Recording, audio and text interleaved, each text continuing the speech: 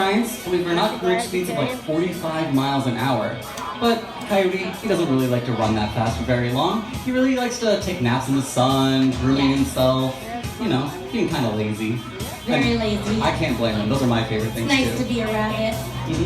And Coyote's opponent today is my buddy Frankie. Frankie is an African spurred tortoise, otherwise known as a sulcata. Sulcatas, they are the third largest species of tortoise in the world. Right now, Frankie, she's about 25 pounds, but when she's fully grown, she'll be well over 100. And look, he's waving shello to everybody. Frankie is also fast.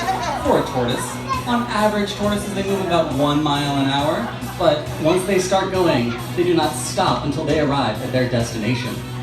So the way that this race is going to work is as soon as we start, our contestants are going to have to sprint all the way to one end of the racetrack, turn around, and sprint all the way back to be declared our winner.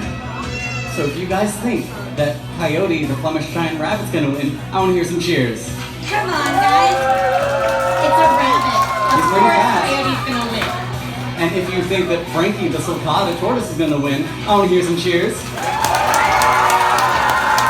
I think Frankie might be the fan favorite. No faith in my rabbit. Okay. So, when we start this race, I want to hear everybody cheering on their favorite. Are you ready, Angie? I'm ready. Are you guys ready to cheer on? All right, then help me count down. 3, 2, 1, go! Go, Frankie! You got this! Go, Coyote. Oh, Frankie's zooming out. Oh, You got this, Coyote. Frankie! Coyote's not moving a hair. Just laying out. Oh, look at Not Frankie. moving at all.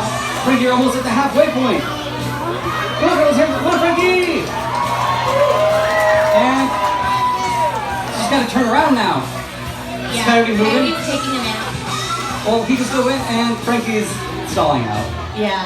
Why don't we pause this race? Yeah, time out. time out. Call it time out. Yeah. We can let them continue to race throughout the show. Hopefully by the end we'll have a winner.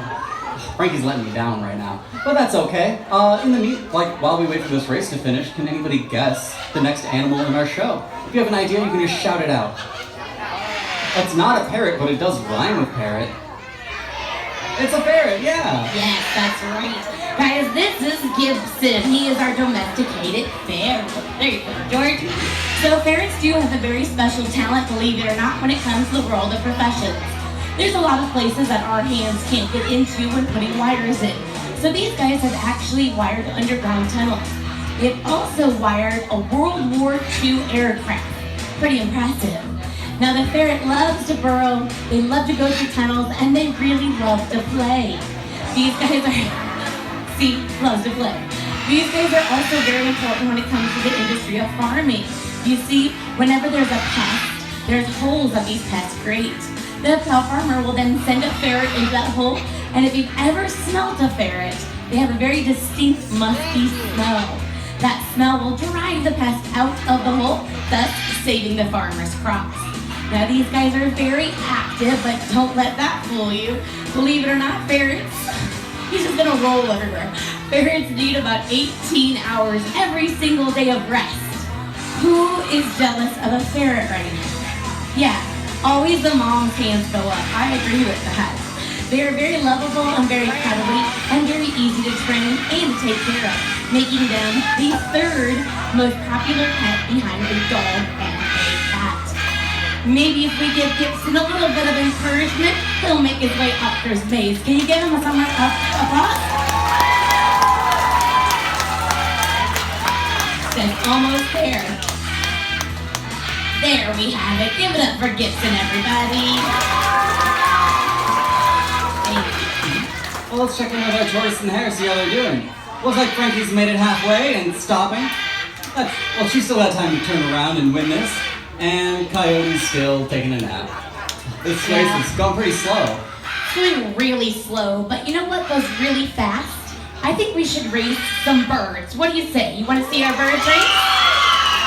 Whoa. They're excited. They're excited. The birds are excited. Let's do this. How are we going to do this, Angie? Very simple. Birds have specialized feet. They have 2 toes in the front and 2 toes in the back. These toes allow the bird to run really fast along the floor or climb up on these trees. So we're going to place our bird on this perch. They are then going to use their feet to grab this chain and pull it all the way up. Inside this bowl is going to be a nut, an almond, or maybe a peanut. That's their prize. They'll use their beak to grab that nut and break it apart. Now the first bird to drop the bowl, they must drop it, is the winner. George, who are you going to use today? I think I'm going to go with my friend Marley. Can we all say hi to Marley? Marley is a greater green macaw. He gets his name because he's one of the larger species of macaw and these beautiful green feathers on his wings. And he's very fast. He's going to win this race. I just know it. I don't know about that. Hey, Lou, come here. There we go. Lou is a scarlet macaw. Scarlet macaws are the second smallest macaw, but don't let that size fool you. Lou is very fast. I have faith in him. He's going to win. Angie, why don't we make this interesting and split the audience into cheering sections? I like it. How about everyone down this line and over? You're going to root for my boy Lou. Let's hear it from everybody. Oh, yeah. I love it. That was pretty good, but let's see if this half of the audience can do even better. Let's hear it from Marley. We have a great audience today. We really do. Yes. So, on the count of 3, we're going to place our birds on the perches and start this race. And remember, it's whoever drops the cup first is the winner. Drop it, yes. You ready, Angie? I'm ready. All right, let's count down. 3, 2, 1, and go. Come on, Lou. Everybody, let's cheer them on. Come on. Oh, Lou, Come on, you got this. Oh, they're beak and beak. Look at So this. close. They are so fast. We're going to both have their cup. Okay, Lou. Oh. Now drop the bowl. Lou, drop the Marley's bowl. got his nut. Lou, drop the bowl. Drop it. Drop it, drop it, drop Can it. you do it? You can do it, drop Who's it. gonna do- Lou, drop the Come on, bowl. Marley, let's drop the cup. You can do it. Come on, Lou. Let's cheer him on, guys. Let's hear it for him. You got this, Marley. Just drop Drop it. the bowl. I'll give you another peanut. Drop the Yeah. bowl. Oh, bang! Even bribery didn't work. Well, let's hear it for our winner, Marley. Let's give it up for Lou, everybody. Good job, Lou. Okay, those guys were super, super fast, but I'm thinking of another animal that is fast but has great balance and agility. Do you know who I'm talking about? I know exactly what you're talking about. I'll be right back and go get her. Awesome. Okay, guys, when you come to Grant's Farm, of course, you think of our world-famous Clydesdales. But what other animal comes to mind? Yell it out to me. We have over 100 of them. They're curious and they throw everything in their mouths. The goats, yes. Guys, this is Fluke. Fluke is a Nigerian dwarf goat. Now, Fluke has great balance because of her specialized hooves. Her hooves are split. She can balance on these objects because those hooves will go into the small areas, allowing her to keep that balance. Now, goats have been known to go on high areas like this to explore the world around them. And in some parts of the world, the goat has even gone and climbed up a tree and gone on a branch to see. Now, Fluke is showing off the balance, saying, "Hey, Fluke, we're listening to your favorite song. What do you want to show us?" Her moonwalk. That's right. Now, the Nigerian bull goat is one of the smallest breeds of goats that we have. But don't let that size fool you because she can definitely hold her own. She is very trainable, very sweet, docile, and also, as you can see, very cute, making her the perfect goat to call Grant's Farm home. Let's give it up for Fluke, everybody. Come on, girl. Fluke did an amazing job. But one last time before our show ends, let's check in with our tortoise in the hair, see how they're doing. Oh, Frankie's finally turning around. Let's cheer her on, see if she can do it. Come on, Frankie! You got this! And while she's finishing up, let's see what Coyote's up to. Still taking a nap, Yeah. being lazy.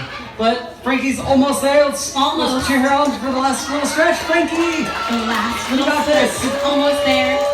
And, you know, it's close enough. Let's just say Frankie's the winner. Let's give it up for Frankie. Got a leg across. She's So the she's the winner.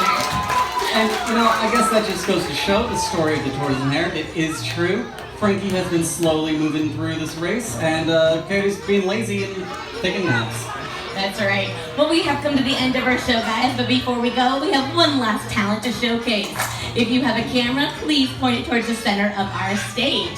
I'm going to bring my guy, Petey, on up. He's a greater green wing macaw.